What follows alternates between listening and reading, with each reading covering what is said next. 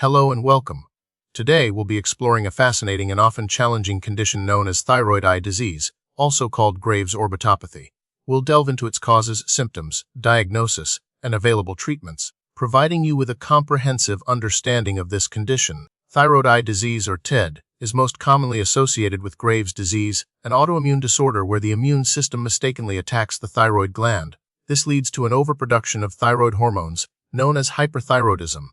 However, it's important to note that TED can also occur in people with normal thyroid function or even hypothyroidism, although these cases are less common. The precise trigger for the autoimmune response targeting the eye tissues remains an area of active research, but genetic predisposition and environmental factors, such as smoking, are known to play a significant role. The pathophysiology of TED is complex. The immune system attacks the tissues surrounding the eye, specifically the muscles and fat behind the eyeball within the orbit.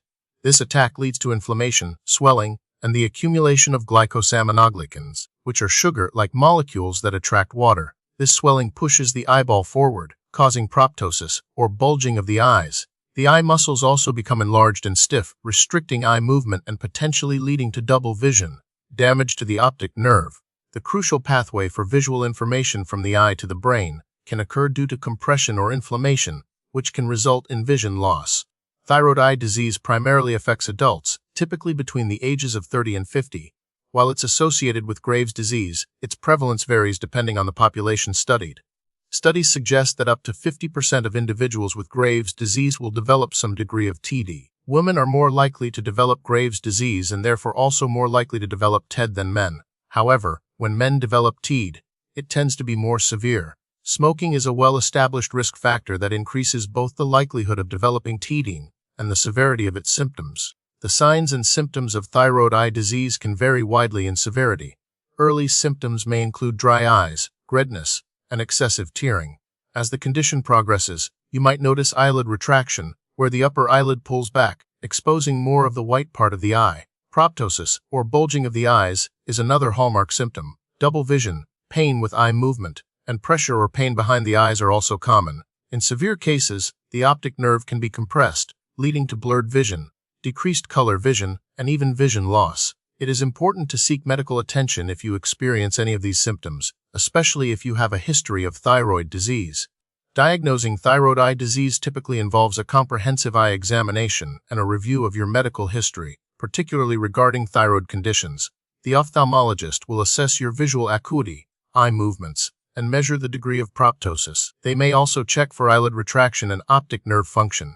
Imaging studies, such as CT scans or MRI scans of the orbits, can provide detailed views of the eye muscles and surrounding tissues to identify enlargement and inflammation. Blood tests to evaluate thyroid hormone levels are also crucial in confirming the presence of underlying thyroid disease. The Clinical Activity Score, HS, can be used to measure the current level of inflammation. Thyroid eye disease can be broadly classified based on its activity and severity. The disease typically progresses through an active, inflammatory phase followed by a chronic, inactive phase. During the active phase, inflammation is prominent, and symptoms are more likely to worsen. The inactive phase is characterized by less inflammation and more stable symptoms. Severity can range from mild, with minimal impact on daily life, to moderate, with noticeable symptoms, to severe, with significant vision impairment and functional limitations. There are also different classifications related to the specific structures affected, like involvement of the eyelids, muscles, or optic nerve. Treatment for thyroid eye disease focuses on managing symptoms, reducing inflammation, and preventing vision loss. For mild cases, artificial tears and lubricating ointments can alleviate dry eye symptoms. Steroids, such as prednisone, are often prescribed to reduce inflammation during the active phase. However, long-term steroid use can have significant side effects. Teprotumumab, a newer medication, is a targeted therapy that blocks the action of the IGF-1R receptor, a key player in the inflammatory process. It has shown promising results in reducing proptosis and improving other symptoms. In some cases, surgery may be necessary to correct eyelid retraction, improve eye alignment, or decompress the orbit to relieve pressure on the optic nerve. Radioactive iodine treatment for Graves' disease can sometimes worsen TED, so it's important to consult with your doctor about appropriate management strategies. While there's no guaranteed way to prevent thyroid eye disease, several measures can reduce your risk. The most important is to manage your underlying thyroid condition effectively, usually with medication prescribed by your endocrinologist. If you smoke, quitting is crucial, as smoking significantly increases the risk and severity of TID.